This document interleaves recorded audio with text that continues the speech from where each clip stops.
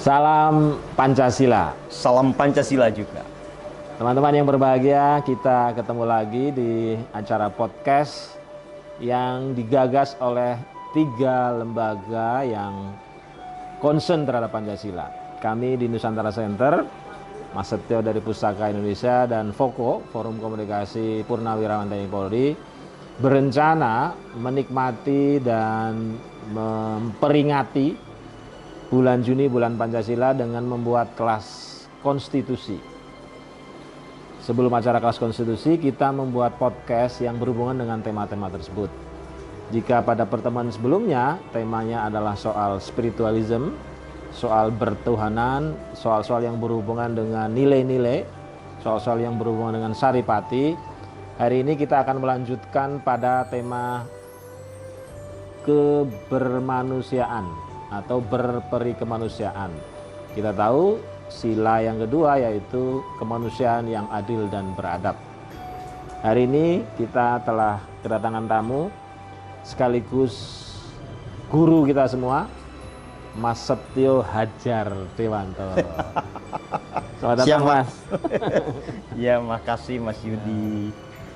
Terima kasih sebelumnya ya. Kita akan melanjutkan diskusi-diskusi yang moga-moga menarik dan menjadi inspirasi bagi banyak kawan di sini, di Jakarta, Depok maupun di berbagai daerah sebagaimana yang sudah kita kerjakan bersama. Mas Setio, hari ini kita sering mendengar proses-proses dehumanisasi. Tiba-tiba ibu membuang anak. Mungkin dulu pernah, tapi kita tidak mendengar karena nggak ada media. Tiba-tiba orang walaupun dia kiai, walaupun dia pastor, walaupun dia biku, ditangkap KPK karena korupsi. Korupsi kan dehumanisasi itu. Saya ingin tanya ini, apa sebabnya mereka hidup di negara Pancasila, tapi kok secara kemanusiaan itu justru menghancurkan nilai-nilai kemanusiaan? Saya berangkat dari pengalaman pribadi dulu ya Mas Yudi. Oke. Penghayatan saya akan Pancasila ini kan ada beberapa fase dan tahapan ya. Dulu fase dogmatik kan. Saya ngerti nggak ngerti dipaksa untuk meyakini Pancasila sebagai sesuatu yang luhur untuk semua warga negara Indonesia. Ya. Fase berikutnya ketika saya sudah mulai bisa bernalar lebih kritis, saya mempertanyakan tapi kemudian juga mengakui bahwa Pancasila ini bagus kan. Dan dia kemudian masuk ke dalam kerangka kognitif saya. Nah, tetapi dia tidak betul-betul bisa terimplementasikan dalam pikiran, kata-kata, dan tindakan sekaligus. Oke. Di pikiran saya ngaku Ya. kemanusiaan, ketuhanan, seterusnya itu mestinya jadi idealitas dalam kehidupan saya. Tapi pada prakteknya saya ada di fase bertentangan dengan apa yang saya anggap baik. Ya, jadi kalau bahasa spiritualnya ada fase di mana saya kalah oleh ego saya. Gitu Mas Yogi. Nah, kemudian di fase berikut ketika saya betul-betul menghayati spiritualitas dan melihat Pancasila sebagai jalan spiritual, mulailah saya melihat sebuah titik terang. Ada kesatuan antara apa yang saya pikirkan, yang saya itu betul-betul mantep yakini benar, dengan keseharian saya. Ada integritas. Jadi di masa-masa sekarang Mas Yudi, saya menghayati Pancasila itu betul-betul sebagai landasan untuk segenap gerak pikir, kata-kata, dan tindakan saya. Termasuk dalam perkara kemanusiaan. Jadi secara praktis saat ini, apa yang saya lakukan, iya itu persis sama dengan apa yang kemudian terkandung dalam sila kedua, kemanusiaan yang adil dan beradab. Ya. Bagaimana di dalam diri saya itu selalu muncul sikap memuliakan orang lain tanpa diskriminasi. Bagaimana saya selalu terdorong untuk bersikap adil bahkan kepada musuh saya, kepada orang yang menganggap saya musuh. Ya. Bagaimana saya menegakkan sebuah prinsip-prinsip agung humanisme yang universal. Nah, pertanyaannya, apa bedanya masa lalu ya dengan saat ini? Ya.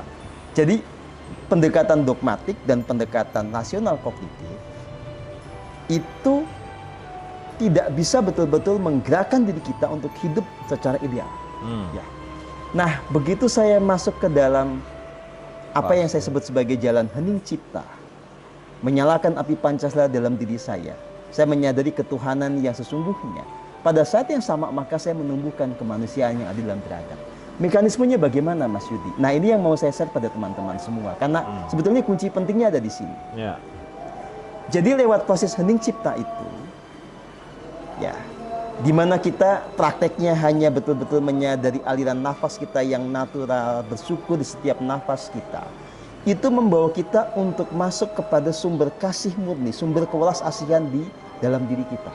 Oke. Ya, itu membuat secara praktis pikiran terhubung dengan apa yang disebut sebagai rasa ketuhanan di dalam diri, rasa kemanusiaan yang paling dalam di dalam diri. Ya, sehingga gerak pikir kita itu nanti memang dituntun oleh sesuatu yang muncul dari relung hati itu, oleh kasih murni itu.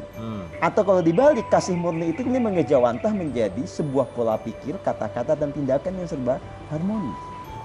Sehingga secara naturalnya saat ini saya tidak bisa untuk melakukan orang lain dengan tidak adil.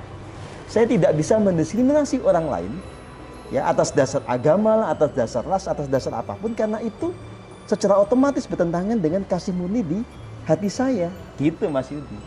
Gitu. Ya. Jadi, ini menurut saya jadi clue penting buat kita. Berarti ada problem pada cara menghayati Cara Pancasila. menghayati Pancasila. Selama ini kan kita lebih banyak di tataran kognitif ya. Dan kemudian paling banter jadi verbalisme. Kita ngomongin itu. Ya. Tetapi pada praktek nyatanya seringkali berbeda Mas Yudi. Nah kita kan perlu jembatan nih bagaimana. Betul. Berarti solusinya adalah menyempurnakan kurikulum Pancasila. Betul dong. Menyempurnakan metodologi pendidikan tentang Pancasila. Ya. Supaya Pancasila ini ya bahasa manusiawinya mendarah daging, terhayati dalam setiap gerak pikir, kata-kata dan tindakan. Ya. Menarik tuh, Pancasila harus menjadi darah daging kita. Oh iya. Pancasila harus menjadi napas kita berarti Nafas ya. kita. Kalau itu bisa disinergikan ke sekolah-sekolah umum, seberapa persen kita yakin bahwa kemanusiaan akan menjadi kegiatan sehari-hari? Gini Mas Yudi, saya mulai dari sebuah eksperimen yang nyata ya di komunitas kita, di Persaudaraan Matahari, di Pusaka Indonesia. Saya melihat hening cipta itu secara natural menumbuhkan jiwa-jiwa yang humanis. Jadi di komunitas kita itu sudah tidak ada lagi isu-isu sektarian. Ya, dan secara umum semakin orang itu tekun dalam hening cipta dengan cara yang tepat, itu kasih murninya, kewelas asihannya, semangat humanisnya juga makin tinggi. Nah, jadi kalau ini kemudian ditangkap metodologinya seperti apa, diterapkan di dalam pendidikan formal, ya, kemudian ya ini kita sebut sebagai tradisi hening cipta, kita hidupkan kembali di banyak sekolah, ini akan mengubah banyak hal. Ya, karena eksperimentasinya ternyata berhasil ya. Eksperimentasi saya berhasil, ya. Ya, kita bisa pakai imajinasi dulu, Mas Yudi. Mas Yudi bayangkan, ya, kalau di setiap sekolah kita, anak-anak itu setiap hari, ya, betul-betul merasakan setiap tarikan dan hembusan nafas, mendengarkan lagu-lagu kebangsaan, di dalam hatinya dia memberkati semua saudara dia, apapun sukunya, apapun agamanya. Mereka semua diajak untuk memberkati, mendoakan bangsa ini, apa yang akan terjadi? Ya, pasti luar biasa kan? Luar biasa. Gitu. Sebetulnya ini bukan hal yang terlalu sulit, gitu ya. Hal yang simpel, asal kita bisa bersepakat. Gitu. Memang begini, Mas Setio. Saya kira arus deras ilmu pengetahuan dan sains barat itu mencerabut seluruh diskursus spiritual dalam diri kita. Iya, karena kan pendekatan sains barat ini yang umum itu kan pendekatan rasional empirik. Ya. Ya, sementara sebetulnya cara hidup kita itu kalau saya membahasakannya sebagai cara spiritual science. Sains yang memang dasarnya memang spiritual ya. Spiritual. Kita betul-betul memang menggali pengetahuan tetapi tidak melupakan sesuatu yang paling luhur dalam diri kita. Nah, saya ingin menggelitik ya teman-teman semua ya, termasuk menggelitik Mas Yudi. Bagaimana bangsa kita ya itu punya yang namanya mahakarya, arsitektural. Betul. Mulai dari Borobudur, Prambanan, Candi Liangan, dan lain-lain. Ya. Tidak mungkin kesemua mahakarya itu lahir tanpa 5 aspek, Mas. Satu, ya jelas itu adalah mahakarya yang muncul dari bangsa yang spiritual. Ya. Karena itu adalah memang bangunan spiritual, itu mandala. Ya. Dan yang kedua, dan seluruhnya itu memang terhubung ya dengan hal-hal yang imaterial. Betul, kan? imaterial. Tidak mungkin lah kita bangun seperti itu tanpa ada wahyu. Tanpa kesadaran ketuhanan tidak mungkin. Tidak mungkin. Karena memang itu tempat kita menjadi jati diri agar bertemu dengan Tuhan. Itu adalah sebuah lokus keheningan kan. Ya. Jadi bangsa kita itu pasti bangsa spiritual. Ya, yang kedua, ya, bangsa kita itu pasti bangsa yang punya cita rasa seni tinggi. Coba secara estetika bagaimana bangunan-bangunan itu sangat indah semua. Keren itu ya. Ketiga, pasti bangsa kita punya teknologi. Seperti yang dikatakan oleh teman kita Pak Joy Madbun ya. Betul. Tanpa teknologi nggak bisa. Hoax itu kalau dibilang itu adalah buatan jin. Kalau jin memang bisa buat itu, suruh bikin pos kamling sekarang jinnya kalau bisa. Nggak mungkin. Itu buatan manusia yang punya teknologi. Iya. Nggak mungkin simsalabim nggak lah ya. Mungkin. Nggak mungkin sulap lah ya. Itu mahakarya dibangun dalam waktu yang lama dan bisa beberapa dinasti. Makanya ada 2 faktor lagi, Mas Yudi. Satu, kekuatan ekonomi, karena itu butuh duit, Mas Yudi. Betul. Negara miskin nggak bisa bangun itu. Ya. Dan yang kelima, pasti negara itu harus stabil secara politik. Sehingga dari satu dinasti ke dinasti lainnya itu mau membangun melanjutkan sesuatu yang sama. Ya. Kalau enggak nanti kayak Hambalang. Ya. Tanpa stabil politik, nggak ada Candi Borobudur. Nggak ada Candi Prambanan. Coba dicek dalam sejarah deh. Itu berapa dinasti yang mendirikan? Tidak satu, Mas. Tidak satu pemerintahan. Tidak satu pemerintahan, dia bersambung. Gitu. Ya, jadi sebenarnya kita punya potensi, punya masa lalu yang bisa dijadikan pelajaran ya. Betul. Kita mesti kembali kepada kerangka berpikir yang memadukan antara materialisme dengan imaterialisme. Sains dengan spiritualitas. Dan sebetulnya titik temunya ada dalam Pancasila. Bagaimana kita teknologi kemudian juga didasari oleh kemanusiaan. Karena kan kemanusiaan yang adil dan beradab bukan hanya tentang bagaimana memperlakukan manusia dengan baik, tapi juga memperlakukan tanah dengan adil, memperlakukan hutan dengan adil. Ya. Sebetulnya itu kan nilai-nilai lokal kita yang jenius, Mas Yudi. Ya. Gitu. Dan memang saya kira, Mas Setio, buku-buku kita sudah kering dari itu. Betul. Jadi salah satu kerja raksasa kita memang menghadirkan kembali pengetahuan-pengetahuan yang tadi bersifat kemanusiaan kepada bumi, bersifat kemanusiaan kepada yang lain, bukan hanya sekedar manusia itu. Betul. Saya kira tugas Anda dan saya makin berat ini. Makin berat, jadi jangan mati dulu, Mas Yudi. Kita harus semangat dulu lah. Jadi kita boleh mati kalau sudah mewariskan sesuatu yang agung buat bangsa inilah. Ya, itu tadi menarik, kemanusiaan kepada bumi. Kalau di lembaga yang Anda pimpin itu praktek-prakteknya seperti apa? Ya, kita mengembangkan yang namanya Sigma Farming. Bagaimana dengan pola ini kita kembali kepada pola pertanian kita yang zaman dulu. Jadi tanah ini bukan kita eksploitasi, tapi kita muliakan karena dia adalah representasi ibu bumi. Jadi sebelum kita bercocok tanam, kita ngomong dengan tanahnya dulu. Minta izin lah ya. Minta izin, terus kita pastikan tanahnya tidak sakit. Kita kasih nutrisi yang sepatutnya, ya. Karena hanya tanah yang sehat kemudian bisa menghasilkan tanaman yang sehat. Jadi prinsip kita itu gini, Mas Yudi, kita memuliakan ibu bumi mensejahterakan kita. Berarti sebenarnya zaman dulu orang tua kita kan sudah ya. Loh ya, makanya kita sebutnya negara kita zaman dulu itu gemah ripah loh jinawi tata tentang ketara haja. Negara kita negara agraris yang luar biasa, makanya bisa bangun candi, Mas Yudi. Ya. Tanpa kekayaan dari kekuatan agraris kita nggak bisa. Nggak mungkin lah ya. Nggak mungkin. Itu kenapa ilmu pertanian modern jadi tidak pernah ada ucapan terima kasih kepada bumi ya? Ya karena dasarnya keserakahan, bukan lagi kemanusiaan adil dan beradab. Ya. Jadi memperlakukan tanah hanya sebagai sebuah faktor produksi, bukan sebagai sesuatu yang hidup. Kalau dalam tradisi spiritual kita memuliakan tanah, bukan menyembah tanah. Ya. Tapi memang menyadari bahwa hidup kita secara material ini kan datang dari tanah. Makanya kita menyebutnya ibu bumi, ibu pertiwi. Nah, wisdom ini yang hilang, Mas Yudi. Karena kita cara pandangnya dibatasi oleh materialisme.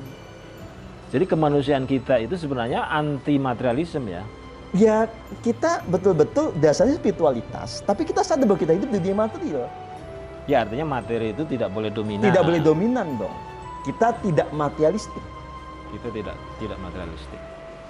Memang salah satu hal yang gak diajarkan hari-hari ini, terutama di partai politik itu adalah berkemanusiaan kepada orang yang nggak punya uang. Ya, itu yang tadi saya juga ingin tegaskan, Mas Yudi. Ya, kalau kita hidup dengan ego kita, tidak kenal kasih murni di relung hati kita, Mas Yudi, kita akan cenderung manipulatif. Ya, saya pernah kerja di birokrasi, Mas Yudi. Ya, saya melihat betul bagaimana praktek yang umum di sana, termasuk bagaimana intervensi partai politik di situ kan. Ya. Dan saya sendiri waktu itu kan belum dalam kesadaran spiritual saat ini. Saya bisa melihat bahwa saya sangat gampang untuk masuk dalam pusaran itu hanya karena saya dulu culun aja jadi nggak masuk kan gitu ya. Saya diselamatkan oleh kebodohan saya, nggak pinter gitu loh ya. Nah, tapi memang tanpa yang namanya kemanusiaan yang adil dan beradab, kita akan tega sama orang-orang, terutama orang miskin. Gitu. Tapi begitu dibalik ya, kita hidup dalam kesadaran yang murni, hidup dengan kewalas asian yang betul-betul menyatu dengan keberadaan kita. Rasa tega itu hilang, Mas Yudi. Yang ada itu pengayoman. Berarti kalau misalnya kita bisa simpulkan, kita punya pusaka. Pusaka. Tapi selama ini dilupakan. Iya, salah kelola lah ya. Kelola. Salah kelola. Berarti kalau ingin pusaka ini maksimal kehadirannya, maksimal manfaatnya, kita harus menyempurnakan beberapa kurikulum dan pendekatan. Betul. Kan salah pusaka ini adalah Pancasila itu sendiri. Ya. Tradisi hening ciptanya. Alatnya, metodenya. Metodenya supaya nilai-nilai Pancasila ini tumbuh dalam diri kita. Ya, menarik itu. Dan kemudian ada simbol kan. Ya. Mereka yang betul-betul menghayati Pancasila menjadi jiwa Garuda, jiwa yang perkasa. Ya, pemirsa, beberapa hipotesanya Mas Setio ini menarik. Misalnya soal berkemanusiaan yang luas. Bukan hanya kepada sama manusia, tapi juga kepada bumi, kepada langit, dan kepada makhluk lain. Iya. Kalau itu mau kita buat semacam arus besar, apa dulu yang harus kita kerjakan nih? Maksudnya biar ini tidak hanya berkembang di kelompoknya Mas Setio dan teman-teman, ya, tapi juga jelas menjadi harus kampanye yang masif. Kampanye yang masif. Dan yang kedua, supaya orang tidak kecewa dengan kampanye ini, harus ada komunitas yang konsisten menjalankan ini, menjadi teladan. Karena problem kita ini kan keteladanan. Ya. Nah, saya ingin menegaskan lagi Mas di soal kemanusiaan ini kan. Kenapa founding fathers kita itu menjadikan rantai sebagai simbol di kemanusiaan adil dan beradab. Simbol yang kedua ya. Ya kan. Kalau yang pertama kan itu bintang kan. Kalau yang pertama jelas bahwa itu bicara tentang bagaimana kesadaran ketuhanan menjadi kompas dalam hidup kita. Ya. Ya kan. Nah, mata rantai yang saling berpilin, saling menyatu itu sebetulnya menjelaskan bahwa kita ini satu kemanusiaan. Kita menghirup udara yang sama, menghirup energi hidup yang sama, ya hidup dengan air yang sama dari ibu bumi. Sehingga sebetulnya ya kita seyogianya itu ya punya rasa kasih yang tanpa diskriminasi, karena sebetulnya Tuhan Yang Maha Esa juga tidak mendiskriminasi kita. Kan faktanya jelas. Udara ini kita hirup nggak peduli apa agama kita, Mas. Tuhan kan tidak bagi-bagi. Kalau untuk yang Muslim jatahnya sekian, untuk yang Katolik sekian, yang kejawen agak dikit aja lah, udah kuno kan enggak kan? Apalagi yang ateis itu ya, nggak usah kan enggak, Mas. Dikasih juga ya. Dikasih juga dong. Ya. Nah, kesadaran kasih murni itu bicara tentang bagaimana merealisasikan kesadaran ketuhanan yang tadi yang non diskriminatif. Ini Pancasila, Mas. Yes, sangat menarik saudara-saudara. Kasih murni adalah menurut Mas Setio, dan saya setuju, intisari dari sila yang kedua, kemanusiaan yang adil dan beradab. Dan itu bersumber dari sila pertama karena memang ia adalah pancaran-pancaran berikutnya. Ini adalah kajian yang menarik yang menurut saya nanti kita akan eksplor pada kelas konstitusi di bulan Juni. Moga-moga teman-teman yang melihat acara ini bisa bergabung pada bulan Juni nanti, sehingga kita bersama Mas Setio itu bisa lebih mendalam, bisa langsung interaktif, bisa langsung diskusi. Ada beberapa buku yang nanti bisa dibaca oleh teman-teman semua. Terima kasih Mas Setio atas waktunya. Teman-teman semua, itulah tadi perbincangan kita pada pertemuan kedua dengan tema kemanusiaan yang adil dan beradab, menumbuh kembangkan mentalitas berkemanusiaan kepada semua dan semesta. Terima kasih dan salam Pancasila. Salam Pancasila.